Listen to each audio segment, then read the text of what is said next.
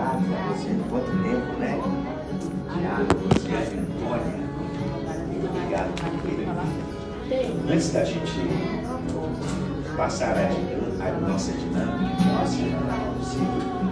eu quero ler um texto, que é o texto da nossa reflexão hoje. Nós estamos estudando aqui o Evangelho de João, né? E fizemos uma síntese do Evangelho de João para vocês e fomos pelo primeiro capítulo. A ideia do primeiro capítulo é não apresentar um Jesus que tem relações parentais com seres humanos. A ideia de João, o evangelista, é apresentar Cristo já diretamente vindo da parte de Deus, esse emissário, esse profeta, esse Messias, que não tem conexão muito com a humanidade. Por isso, no princípio era o Verbo, e o Verbo estava com Deus, e o Verbo era Deus. No capítulo 2, nós vemos que Jesus, ele vai ao primeiro casamento e transforma água em vinho. E as talhas representam a lei, e o vinho representa os dois elementos básicos que Jesus Cristo veio nos ensinar, que é a lei do amor e a lei do Espírito. No capítulo 3, nós vemos o homem da noite. O homem da noite, que é Nicodemos, que vai procurar Jesus. E a noite aqui é uma noite apenas, não a noite cronológica, mas a noite da alma, a noite da escuridão, a noite das trevas. E isso representava a confusão interior de Nicodemos. Por isso ele vai procurar Jesus na noite, a noite mais escura, a noite mais sombria de suas confusões. No capítulo 4, que é o capítulo da mulher samaritana, Jesus vai em busca de uma esposa mística, porque a esposa judia Deus rompeu com a esposa judia na pessoa de Oséias, que está bem claro essa figura, né? Que Oséias ele sai para buscar uma esposa e ele vai num prostíbulo em busca dessa esposa, ele traz essa mulher para casa. E lá pelas tantas, a mulher tendo filho já com Oséias, e Oséias bancando ela, bancando cartão de crédito, bancando tudo que ela tinha direito, porque ele tira ela da zona de prostituição, ela então volta para a prostituição. Oséias, que é esse marido traído, que é esse personagem que é Deus, Oséias só representa a traição dessa esposa, que é Israel, em relação a Deus. Oséias então busca a esposa de volta do prostíbulo, ele perdoa infinitamente ela, porque Oséias ama essa mulher, e lá pelas tantas, ela tem filho de novo, ela volta para o prostíbulo, e esse marido traído, pelo muito amor, decide fazer algo com ela, a sua última investida. Ele investe da seguinte maneira: ele vai até ela e diz assim: eu vou levar ela para o deserto e vou declarar todo o meu amor, vou declarar toda a minha paixão, vou declarar todo o meu sentimento por esta mulher. E aí, essa é a figura dessa mulher que representa Israel, que rompe a relação com Deus, porque ela mantém a sua traição. E a mulher samaritana, ela representa agora essa esposa, que não é mais uma judia pura, mas é uma mulher mística, já envolve todos os povos. O apóstolo Paulo vai dizer em uma de suas cartas que em Cristo não há mais judeu, nem grego, nem servo, nem escravo, todos nós somos livres. Então a samaritana aqui representa essa mulher rejeitada, mas que agora não é mais o personagem Oséias que está buscando ela, agora é o próprio Deus que sai em busca da samaritana a defenestrada. No capítulo 5, nós lemos que Jesus vai ao tanque de Betesda e cura o homem que está lá há 38 anos, baseado numa lenda inútil, porque nunca houve uma cura e nunca um anjo desceu. Aquilo era apenas uma lenda desenvolvida pela religião judaica, pelos dominantes. Por isso, Jesus Cristo vai lá, entra e o homem está há 38 anos, e os 38 anos representam, na verdade, o tempo em que Israel sai da terra prometida e vai em rumo ao deserto. 38 anos de rebeldia, de doença, de confusão nas relações com Deus. Deus fez um protagonismo que eu acho muito interessante. Ele faz o mais difícil, que é tirar o povo de Israel, mas ele não consegue tirar, Deus faz a coisa mais difícil, que é tirar o povo de Israel do Egito, mas não consegue tirar o Egito do povo. Então, esse tanque de Betesda representa essa situação doente, presa, e Jesus vai lá e liberta esse homem e diz para ele tomar o leito e andar, o que representa também que Deus, na pessoa de Cristo, manda o homem transgredir a lei do sábado. Por isso, naquele dia, eles decidem matar Jesus, porque Jesus mandou o homem carregar a cama e andar, porque o sábado não pode ser violado, mas aqui o próprio autor do sábado, que é Deus, que fez o sábado, porque o sábado foi feito por causa do homem, ele manda literalmente o homem transgredir a lei. Tanto é verdade que quando vão perguntar para o homem por que você está carregando a tua cama? Ele disse: o mesmo que me curou, mandou eu carregar a minha cama e andar.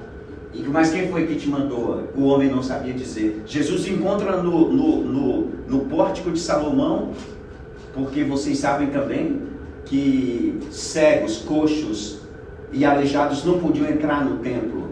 Por isso a multidão no tanque de Betesda. Aquela multidão era uma multidão que não podia jamais entrar no templo para fazer suas adorações, seu sacrifício, porque segundo a religião daquela época, segundo os rabinos, aquelas doenças representam a maldição, são amaldiçoados, não são dignos de entrar na presença de Deus. Então, Jesus Cristo faz um itinerário totalmente diferente. Ele vai e fala com o homem, encontra o homem e diz para o homem: já estás curado? Veja que estás curado. Cuidado para que não te suceda coisa pior, né? E o homem então vai e conta para os judeus, que é os fariseus, que foi Jesus que curou. Então, a partir de agora, a sentença de morte pesa sobre a cabeça de Jesus. Fiz um resumo rápido. E agora, antes da dinâmica, eu quero ler com vocês o capítulo 6. Não vou ler todo o capítulo 6, claro. Vamos ler só poucos versos. Depois dessas coisas, no tanque de Betesda, Jesus vai para o mar da Galileia, que é o de Tiberíades. Aqui outra mudança interessante. O mar da Galileia, aqui Tiberíades é um lago, não é um mar. Mas todo mundo chama isso de mar. Convencionou-se a chamar de mar, mas era apenas um lago. Seguia numerosa multidão porque tinha visto os sinais que ele fazia na cura dos enfermos. Aqui está também, de novo, a referência do tanque de Betesda. Então subiu Jesus ao monte e assentou-se ali com seus discípulos. Ora, a Páscoa, a festa dos judeus, estava próxima. Então Jesus, erguendo os olhos, vendo uma grande multidão, vinha ter com ele, disse a Filipe: onde compraremos pães para lhes dar a comer? Mas dizia isto para experimentar, porque ele bem sabia o que estava para fazer.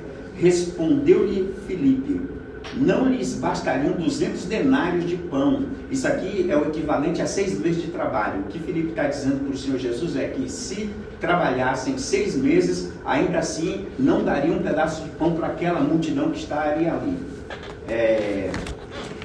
Respondeu Filipe: não lhes bastariam 200 denários de pão para receber cada um o seu pedaço. Um dos seus discípulos, que é André, não sei se vocês sabem, devem se lembrar que vocês são leitores da Bíblia, batistas, né? André foi o primeiro discípulo de Jesus. O primeiro cara que Jesus chamou foi o André. E aí o André, ele entende tudo que está acontecendo e ele faz uma leitura diferente da de Filipe. Muito interessante isso no texto. Qual é a visão dele? A visão dele é distinta de Filipe. Filipe está preocupado com dinheiro. André tem a visão da solução. E ele apresenta para Jesus a solução.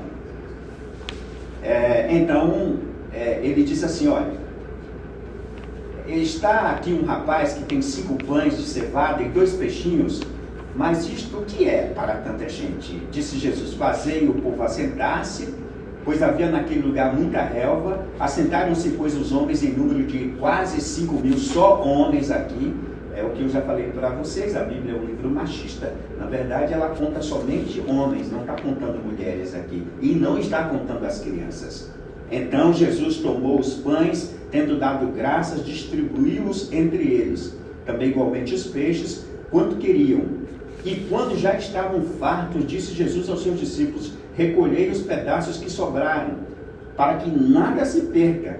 Assim, pois, fizeram e encheram 12 cestos de pedaços dos 5 pães de cevada que sobraram do que haviam comido. Vendo, pois, os homens o sinal que Jesus fizera, disseram, este é verdadeiramente profeta, que deveria vir ao mundo. Sabendo, pois, Jesus que estavam para vir com o intuito de arrebatá-lo, para proclamarem rei, essa é a parte mais interessante desse texto, retirou-se novamente sozinho para o Monte das Oliveiras. E estamos vendo como a religião ela pode nos aprisionar. E aqui nós temos um exemplo claro no Evangelho de João de como a religião manipula, como manipulou o povo de Betesda, fazendo aquela multidão ir para lá. O Rubem Alves, ele tem uma frase que diz assim, que na verdade eu não vou contar a frase porque faz parte da... Pode falar. Não, mas eu não vou falar. Ah, tá, entendi. Rubem Alves tem uma frase que eu adaptei para hoje. Ele fala, ele usa essa frase para as escolas, porque ele foi um grande pedagogo, o Rubem Alves. E aí pensamos em fazer uma dinâmica hoje, e aí eu convidei a Luciana para nos ajudar nessa dinâmica. Bom, para iniciar a nossa dinâmica, refletindo no que o Antônio disse, Israel, né, a igreja é uma igreja totalmente engessada, né? Uma igreja que não era liberta realmente, que não tinha uma conexão com Deus. Você vê na Bíblia, Deus trabalha através de metáforas, né? Que nem o Rubem Alves, ele trabalha muito com metáforas. E mesmo assim, parece que o povo não entendia. Deus falando, o povo, né, andou no deserto, fez tanta burrice, e Deus tentando abrir o pensamento, mas não conseguiam, né? Então hoje eu fiz uma dinâmica com uma gaiola. Até uma criança falou assim, primeiro sua gaiola, se tiver um passarinho dentro vai voar, tá toda aberta, né? Sem as paredes, mas foi de proposital. Então eu quero que você saia do seu lugar, você vai pegar liberte um pensamento, você vai libertar um pensamento aqui e vocês vão ler. Vamos lá? Conversa de pensamentos 2:10.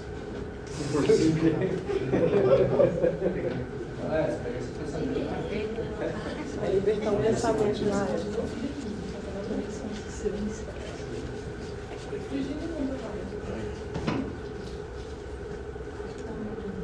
Já pode abrir, gente?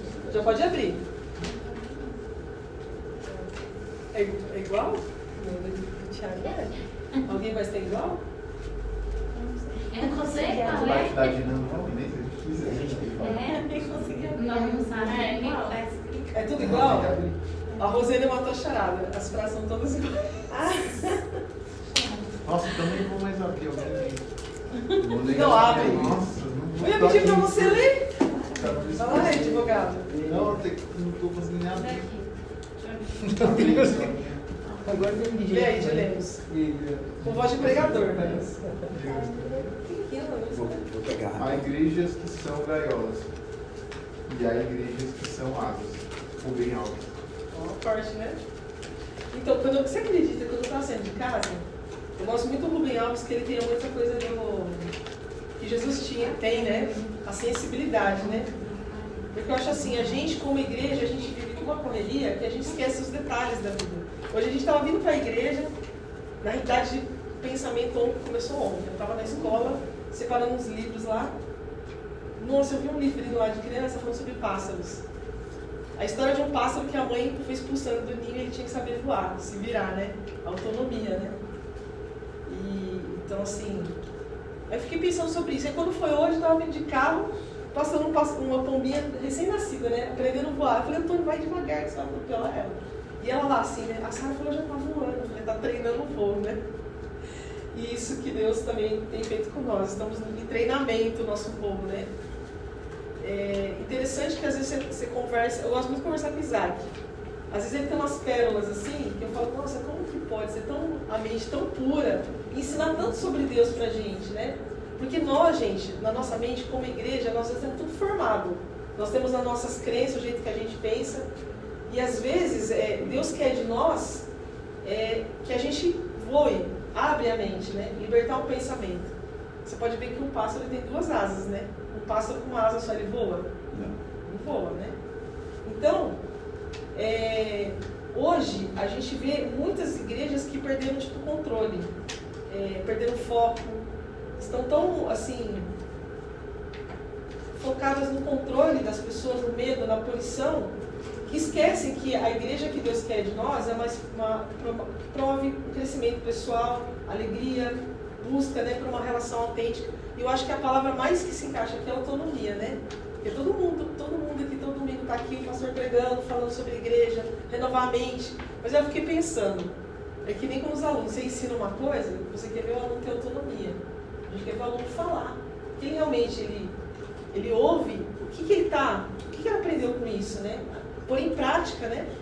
Então, assim, é isso que Deus quer de nós, que a gente tenha autonomia. Poxa, se o pastor Antônio não for lá no evento, estou eu lá, eu consigo pensar, você não vai ser igual a ele, mas você consegue ter uma mente que você pensa com autonomia, que você consegue ir, que você consegue fazer, né? E a gente vê hoje, as igrejas são muito opressoras, muito opressoras. As igrejas, elas perderam o foco já faz muito tempo, né? Essa liberdade de expressão, de ir lá, de entender o ser humano, né? Por exemplo, quando a gente vai lá no Itatinga, gente, as primeiras experiências que eu fui, gente, eu queria... Não vou lá não, com meu marido. Mas aí você vai lá, quando você vai ver, eu vi o Danilo chorando quando ele entrou lá. E fiquei até com ciúme do Danilo, pela Sara, né? E, meu Deus, o Danilo vai naquele lugar, Jesus, o Antônio, e de olho em todo mundo, né? Da minha família. Mas aí o Danilo viu aquela cena, tinha um casal de namorados se prostituindo.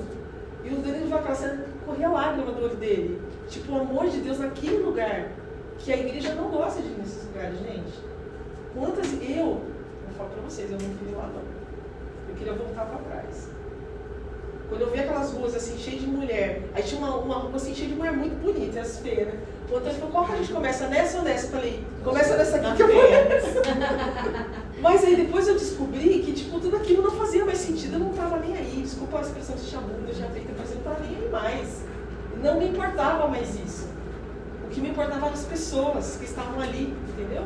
A igreja pensar fora da caixa, quebrar as grades, né?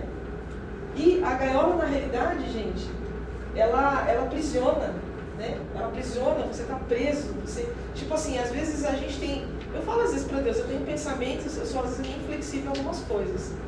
Até mesmo com a área da educação, sabe? Eu sou muito metódica. Mas aí... Você ouve uma coisa ali, outra ali e fala, Deus, me dá abertura de mente para que eu possa entender, né? Tem coisas que a gente não consegue fazer. É só Deus que vai fazer em nós, né? Mas Ele quer fazer. Então, também, para complementar, eu coloquei várias frases, tem música, tem imagens. Eu quero que você saia do lugar de novo. Você vai escolher uma folha dessa e vocês vão falar por que você escolheu ela. Vamos ajudar aí. Todo mundo já achou? Agora vocês vão vir aqui, gente. Agora é a hora da autonomia. Não, pode ficar no lugar, quem quiser vir aqui pode vir. Agora é a hora da autonomia, quero ver o que vocês pensam. Quem vai começar? Eu posso começar. Pode. É uma realidade, às vezes os nossos olhos brilham por algo que parece ser muito bom. Só que muitas vezes a gente não percebe que aquilo é uma gaiola e aquilo nos impede de voar. Dando exemplo, às vezes a gente está num emprego, que a gente está numa zona de conforto e fala, nossa, aqui tá top. Só que às vezes a gente tem medo de se arriscar e de sair dali para arriscar algo melhor. E às vezes quando a gente sai dali, a gente consegue algo muito maior, a gente consegue evoluir, a gente consegue aprender, a gente consegue ganhar mais, consegue muitas outras coisas. Então, às vezes, a nossa zona de conforto pode parecer aquilo que a gente quer para nossa vida, só que quando a gente sai dali, a gente consegue voar, a gente consegue evoluir. Então, eu acho que é exatamente isso que quis dizer, que é por isso que eu escolhi.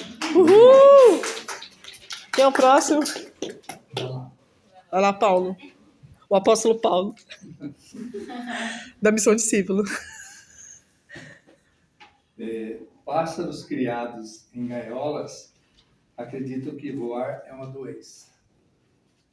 O que eu vejo com isso? Você vê grandes igrejas lotadas e a pregação tudo é pecado, tudo não pode. Então as pessoas ficam presas ali no conforto de que aquilo ali vai te dar salvação se você ficar... Você não quer... Se você ouve alguma coisa diferente daquilo, é pecado, não pode. Eu não vou sair disso aqui. Eu não posso ouvir isso. Então, quando às vezes o pastor fala aqui que mandou a vaca para o brejo, tem muita gente que quando ouvir isso vai se escandalizar. Que nem fala aqui, voar é uma doença. As pessoas se sentem, não, pelo amor de Deus, isso não. Por quê? Porque aquilo ali está canalizado já dentro da pessoa.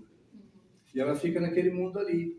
E passa a ver, às vezes, 30 anos dentro de uma igreja que às vezes nem lê uma Bíblia, nem busca conhecimento, o entendimento, né? Porque Deus é entendimento. É buscar, é ler, é o que o nosso pastor faz. Então, o que eu vejo é isso. Essa prisão que as pessoas vivem com medo que voar para eles é uma doença. Sair daquele mundo ali, para eles é pecado, é doença. É isso. Show de bola. Muito bom, Paulo. Grande Paulo. Próximo. Pegou uma enigmática, hein? Deixa eu ver a imagem.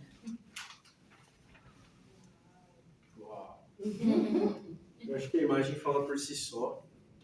Eu tenho uma interpretação bem simples dela, que às vezes a gente se prende em nós mesmos, né? Com os nossos próprios paradigmas. Então, às vezes a gente pensa viver no caminho certo, às vezes a gente pensa viver da melhor forma possível, quando na verdade nós estamos presos em nós mesmos. Por muito tempo, quando jovem, quando menor, né? Quando pequeno, eu ainda sou tanto, mas quando mais novo, eu pensava, nossa, estou seguindo Jesus, estou aprendendo muito, e eu sou diferente daqueles que me rodeiam, eu sou melhor do que aqueles que me rodeiam. Eles não são igual a mim, eu sou separado, eu devo ser assim e tal. Quando na verdade aquilo me afastava de todo mundo, quando aquilo me isolava. Né? Quando na verdade o correto é estar com o pessoal, né? Mostrar para eles realmente, através da minha vida, que Jesus habita em mim, né? E que ninguém é melhor que ninguém. Então, por achar isso, com certeza eu estava preso em mim mesmo, nos meus próprios paradigmas, né? Vivendo uma vida de ilusão, né? Então, pensando ser livre, na verdade, estava preso, né? E quantas vezes a gente não está preso em nós mesmos, com paradigmas que a gente acha que é correto, mas que, na verdade, nos afastam de tudo, nos afastam das pessoas, nos afastam de Deus, né? Eu acho que é isso. Show de bola. Show de bola. O menino do skate. Ô, gente, enquanto vem outra pessoa, deixa eu só falar uma coisa. O Danilo é um menino... Isso daqui, ó. Deixa eu pegar minha Deixa eu ver. minha frase aqui. Agora. Olha, bonita, Fran. Show. Ela tava ali quietinha, eu peguei o pro Thiago, ele falou que era pra mim, mas eu peguei pra ele, gente. E aí eu bati o olho nela e eu falei assim, gente, é isso aqui, é sobre isso. E realmente, Lu, o que você falou são palavras verdadeiras, como parece que é o mesmo Danilo que a gente conheceu há um tempão lá atrás. Eu fico feliz e eu glorifico a Deus pela sua vida, Danilo.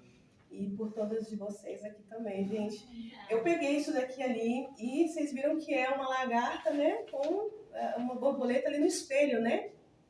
E aí aqui a gente vemos um processo de metamorfose. Na verdade, ela não encasulou, não está aqui o processo, mas ela já se vê no espelho. E na nossa vida não é diferente, né? Eu conheço vocês desde que o Isaac estava na minha barriga. E quanto processo eu passei de lá para cá, né? Houve um momento que eu tive que ir para o casulo, houve um momento, o casulo das dificuldades, né? Onde Deus nos forma, onde às vezes ninguém vê a dificuldade, ninguém vê o que você passa, né? Nos dias à noite, nos dias, às vezes, as noites em claro, olha para você ver. E essa metamorfose, ela é necessária. Ninguém se torna uma borboleta se não passar por esse processo, ele é dolorido.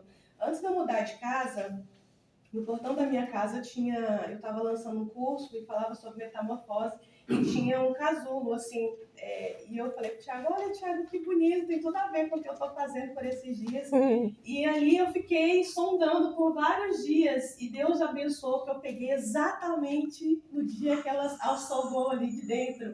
E foi incrível, uma borboleta, o casulo era feio, sabe? Estranho. Aí eu deixei ele quietinho no portão. E ela era amarela, exatamente assim. Eu tenho um vídeo guardado, não sei aonde aqui. E quando ela voou, eu fiquei tão feliz. Eu falei, olha que lindo, Deus, como é perfeita a natureza.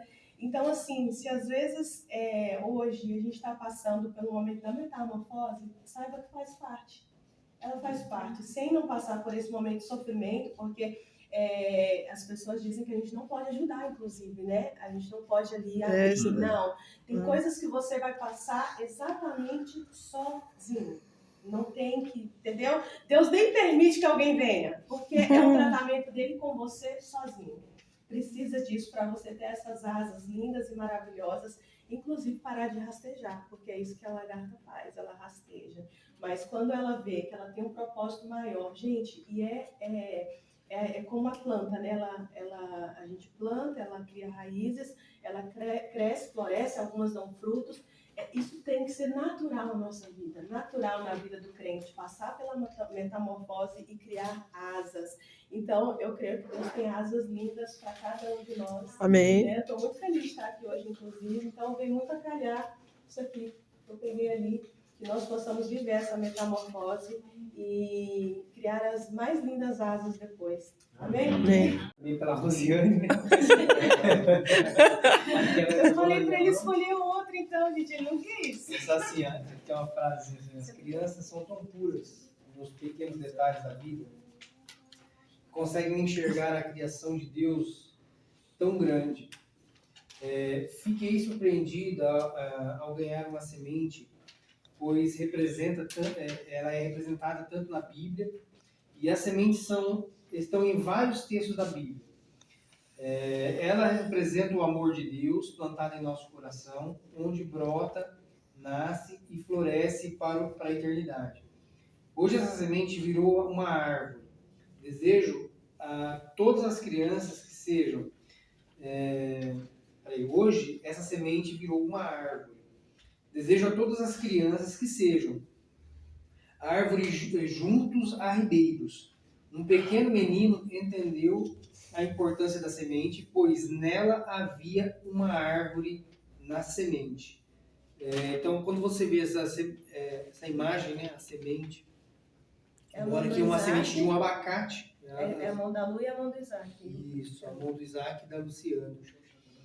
A semente, ela, como foi dito aqui, ela é representada, né, nas Sagradas Escrituras de vários modos, né?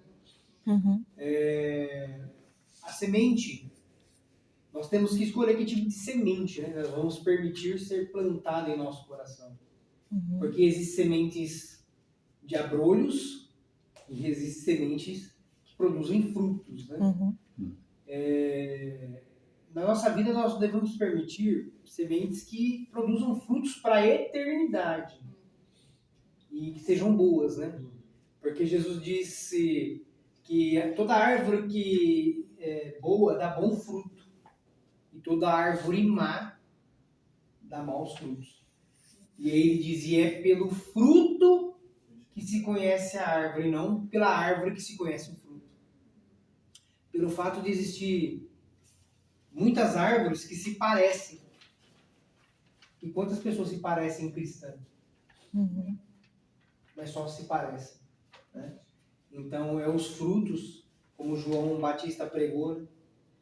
Produzir, pois, os frutos dignos, ou seja, que demonstrem o seu arrependimento. Então, é os frutos que vai dizer quem somos de fato, não quem somos ou nos vestimos para aparecermos. Tá bom? Show. Que eu me admirei com essa imagem.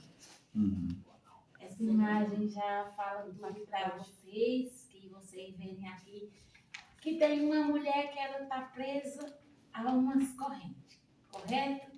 Sim. Aí aqui ela está representando nós presos em algo. Quando a gente está preso em algo que não agrada a Deus, a gente está na corrente. Então ela está na corrente. Ela está gritando, aqui você vê que ela dá um grito de socorro.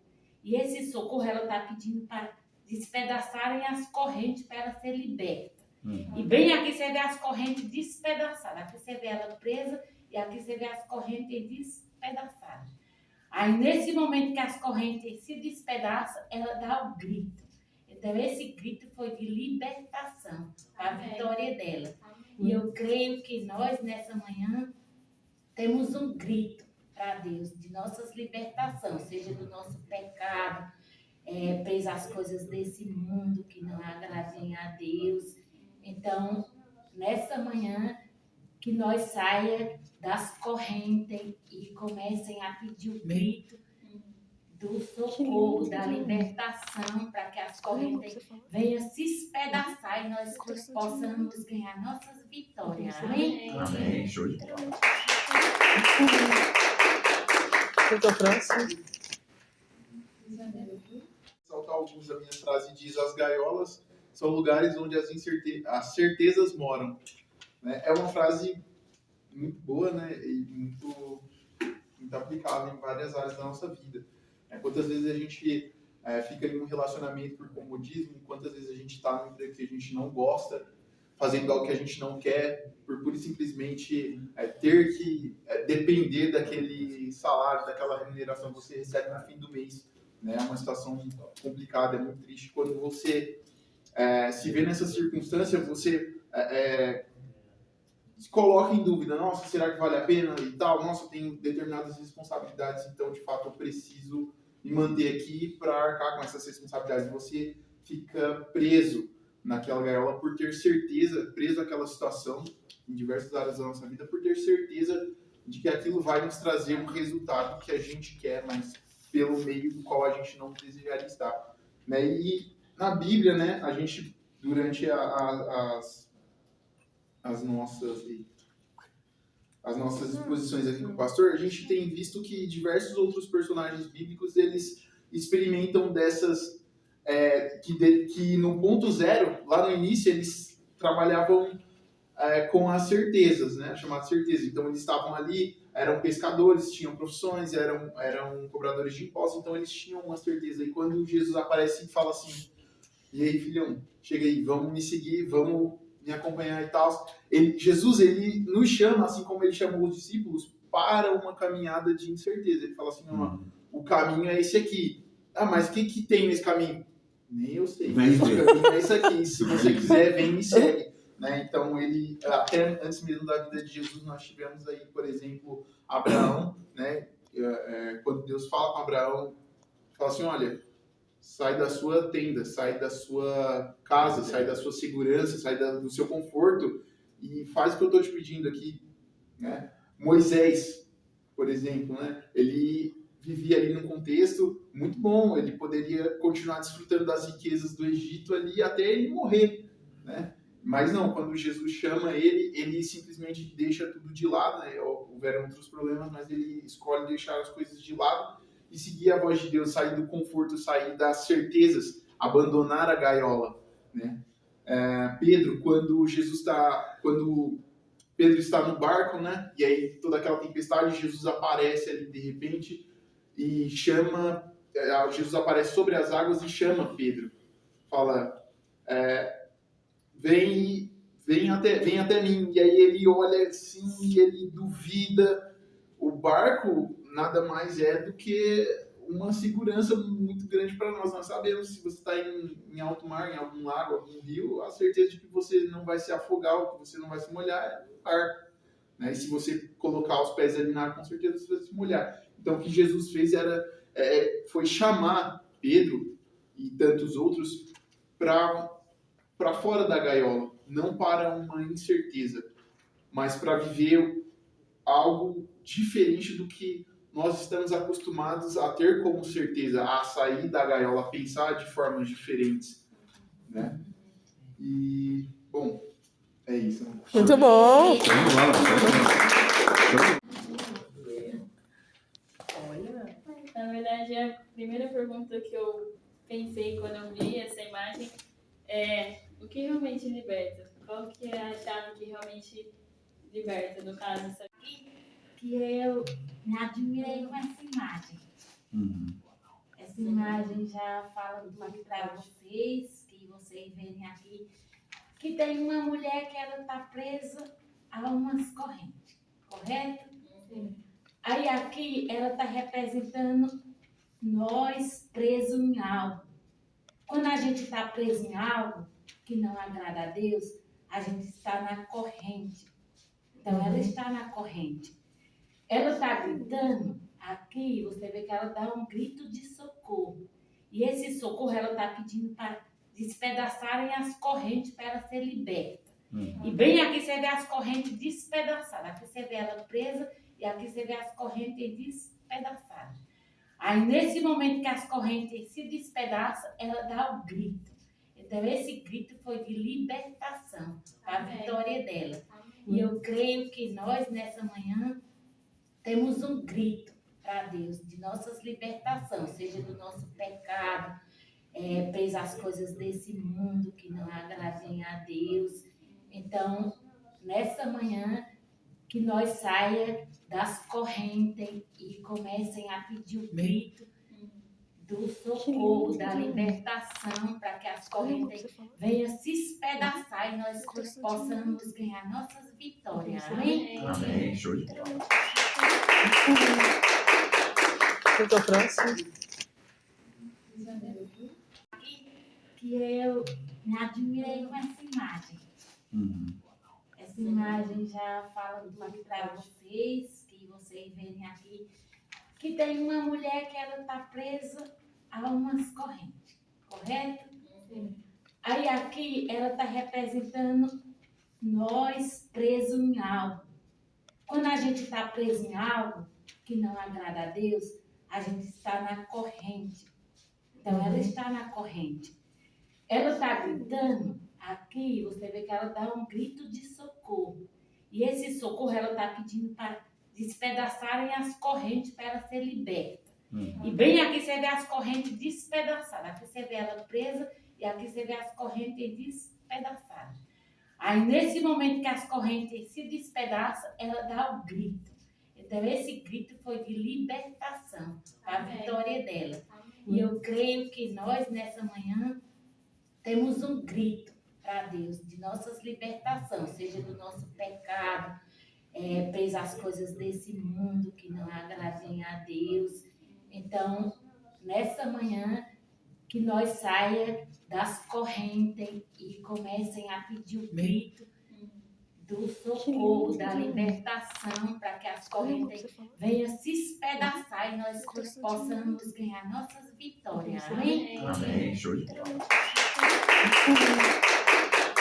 Então, próximo.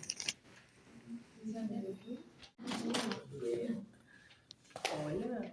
Na verdade, a primeira pergunta que eu pensei quando eu vi essa imagem é o que realmente liberta? Qual que é a chave que realmente liberta, no caso? Sabe qual é a verdade, né? Então, o pai sempre fala que a gente deve questionar, que a gente deve sempre se perguntar, buscar saber. E uma coisa que eu acho muito interessante em Deus é que ele não se ofende, né? Pelas nossas dúvidas, pelas nossas questões. E eu acho que é aí que nesse momento a gente cresce. É quando a gente, às vezes, entra em crise, assim, às vezes com Deus, né? Ou quando a gente questiona algo que pra gente não faz sentido, mas eu acho que é nesse momento que a gente está em busca da verdade, que a gente está em busca. Se alguém falar, eu acho que essa daqui é que liberta. Eu acho que essa é a verdade que liberta.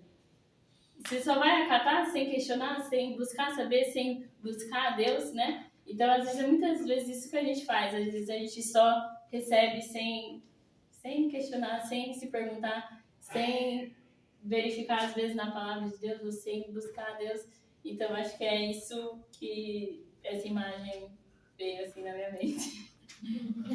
É isso. Deixa o Edson, que aí depois você termina, tá? Aí você encerra. Uma criança. Fala, Edson. Capadócia. Isso aqui significa que nós estamos numa guerra, né? Uma guerra entre as nações. Aí, essa criança aqui, eu acho que foi a única sobrevivência para essa criança. Ela escreveu para parar, stop, né? Parar a guerra. Uhul! Ô, glórias! Aí, a única sobrevivência foi ela. Ela falou, stop, parar com a guerra. Muito bom! Eita! Incrível, né? Gente! A sua frase, deixa eu ver a A sua. minha frase é a mesma do Paulo. Mostra aí que a gente quer ver. Pássaros criados em gaiolas acreditam que voar é uma doença, né? Eu não vou falar porque o Paulo já falou, mas eu quero terminar essa nossa conversa aqui explicando o que aconteceu efetivamente na multiplicação dos pães. Na verdade, o templo, e gostei muito da fala de todos, né? Mas o templo em Jerusalém oferecia certezas. A certeza da presença de Deus, a certeza da verdade, a certeza das liturgias, tanto o sacerdote quanto o levita, todos acreditavam naquele templo.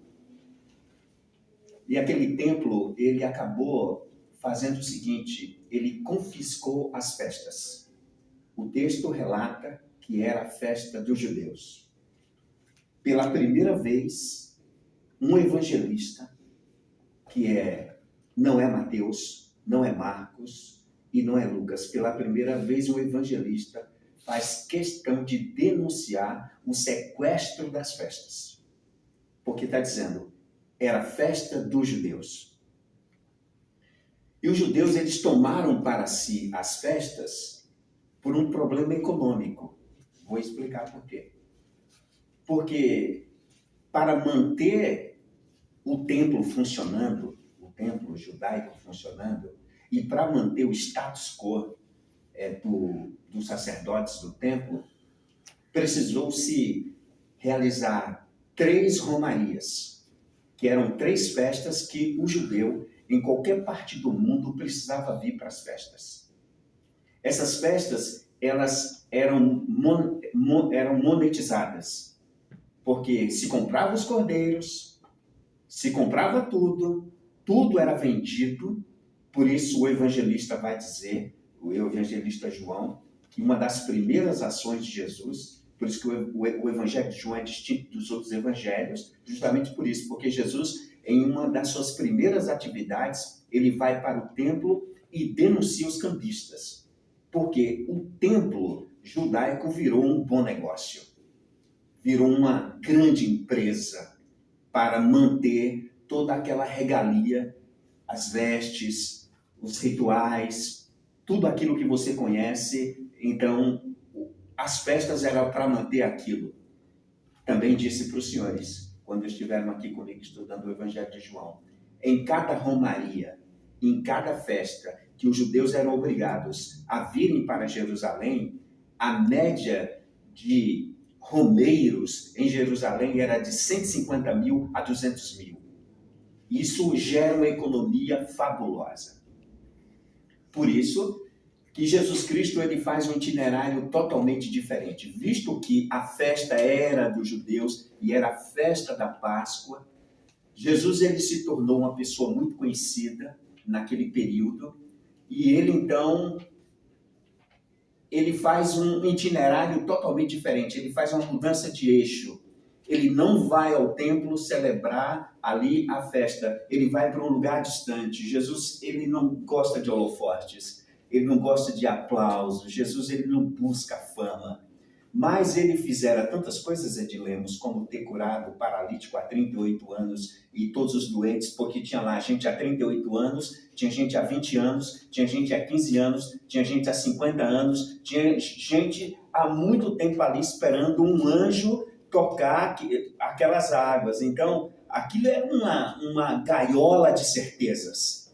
Um anjo vai vir aqui, mas nunca apareceu o bendito do anjo. Nunca houve um testemunho de uma cura.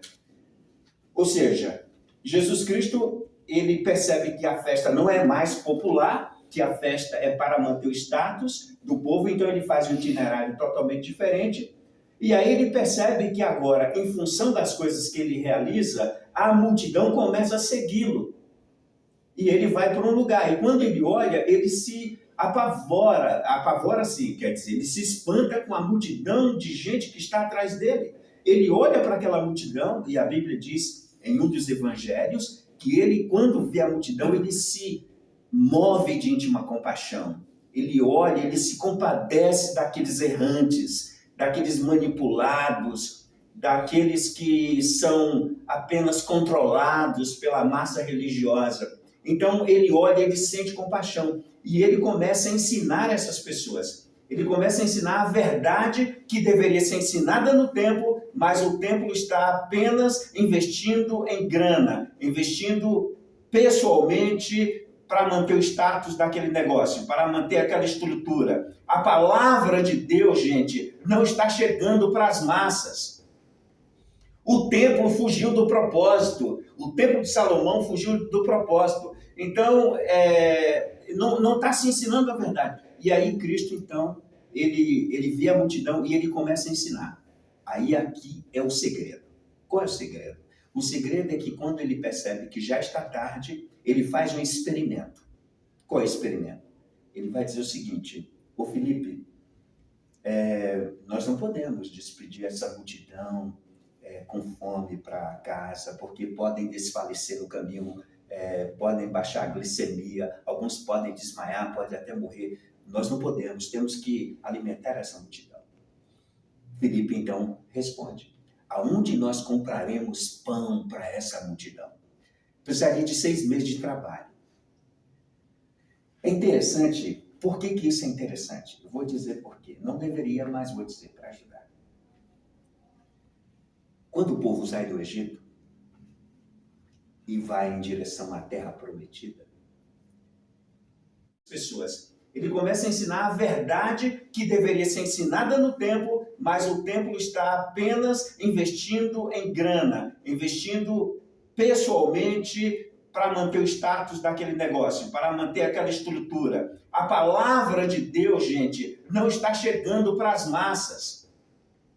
O templo fugiu do propósito. O templo de Salomão fugiu do propósito. Então, não está se ensinando a verdade. E aí Cristo, então, ele vê a multidão e ele começa a ensinar. Aí aqui é o segredo. Qual é o segredo? O segredo é que quando ele percebe que já está tarde, ele faz um experimento. Qual é o experimento? Ele vai dizer o seguinte: ô Felipe, nós não podemos despedir essa multidão com fome para casa, porque podem desfalecer no caminho, podem baixar a glicemia, alguns podem desmaiar, podem até morrer. Nós não podemos, temos que alimentar essa multidão. Felipe então responde: aonde nós compraremos pão para essa multidão? Precisaria de 6 meses de trabalho. É interessante. Por que isso é interessante? Eu vou dizer por quê. Não deveria, mas vou dizer para ajudar. Quando o povo sai do Egito e vai em direção à terra prometida, quando chega em um determinado período, o povo chega para Moisés e diz: Moisés, nós queremos pão. O povo começa entra num modo de murmuração. O modo é de murmuração. E murmuram contra Moisés. E dizem para Moisés: Você é louco. Como você pôde nos tirar do Egito? Lá nós tínhamos tudo. Nós tínhamos sepulturas para ser sepultados. Os nossos mortos nós estamos enterrando aqui na areia. Lá no Egito nós tínhamos sepultura. No Egito nós tínhamos alho. No Egito nós tínhamos cebola. No Egito nós tínhamos carne. Nós tínhamos tudo no Egito. E você nos tirou com a pretensa ideia de uma liberdade e nos trouxe para cá. E nós estamos morrendo de fome. Nós vamos morrer de fome. Lá tinha picanha, tinha contrafilé. Lá na casa do Edilemos tinha churrasco todo final de semana. E o que a gente está fazendo aqui no deserto? Vamos morrer de fome, as crianças morrendo de fome. Moisés, então, conversa com Deus. E Deus, então, manda. Gente, não, é surreal. Você vai entender o texto agora. Pela primeira vez, Deus manda uma produção de pão do céu. O pão desceu do céu. Os anjos trabalharam muito para produzir aqueles pães. Porque não era pão para 10 pessoas. Era pão para 2 milhões de pessoas. A cozinha do céu estava trabalhando em turnos ininterruptos para manter o pão do povo. E o povo podia fazer com aquele insumo, que era a semente, várias coisas. Era uma semente que ela poderia fazer muitas coisas, poderia inventar muitas coisas com aquele negócio. E o povo, então, comeu aquilo. Mas chegou lá pelas tantas. O povo chegou para Moisés. Pô, Moisés, sabe quantos anos nós estamos aqui no deserto? Moisés, já estamos há algum tempo. Não, Moisés, nós estamos há mais de 30 anos, 35, estamos chegando nos 40, e a gente só come maná. O povo cansou do maná, gente, que coisa incrível. O povo murmurou que não tinha, agora que tem também murmura. É uma loucura. Mas aí, interessante que o povo, além de reclamar disso, Deus, então, pela primeira vez eu vejo Deus ressentido no texto, nesse texto do Antigo Testamento, porque Deus está chateado com a murmuração do povo. Ok? Em Cristo, aqui no texto, ele está antecipando as necessidades do povo. O povo aqui não precisa murmurar. O povo aqui não está pedindo pão. O povo aqui não está dizendo, Jesus, estou com fome, será que o Senhor vai mandar a gente embora? Jesus antecipa a necessidade do povo, porque antes de você pedir, Deus já sabe o que você precisa. É uma lição maravilhosa desse texto, né? Antes de você pensar no que você precisa, ele vai e antecipa para você aquilo que você está necessitando. Porque só ele sabe do que você precisa. E aí ele então diz, de onde vamos achar o pão? Aí nós temos o primeiro cara que diz assim, que é o André, né? O primeiro discípulo. Olha, nós achamos aqui um garotinho e nós batemos um papo com ele se ele não queria emprestar o lanche ou doar o lanche. E ele, Senhor, doou o lanche dele. O que ele tem? Pergunta Jesus. Olha, só tem 5 pães e 2 peixes. Aí Jesus, ele não recusa a oferta do menino.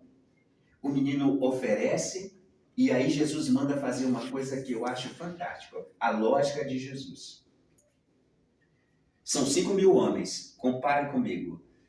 No mundo sempre houve mais mulheres que homens. Ainda hoje é assim. Existem mais mulheres do que homens. Vamos pensar por essa lógica. Quantas mulheres haviam? Que a Bíblia não conta. Vamos contar quantas crianças haviam.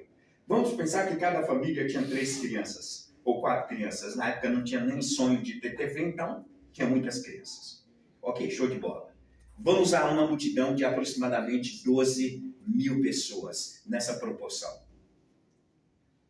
O que é 5 pães e 2 peixes para 5.000 homens? É o mesmo Deus que está provendo o maná. É o mesmo Deus pessoalmente que vai alimentar a multidão.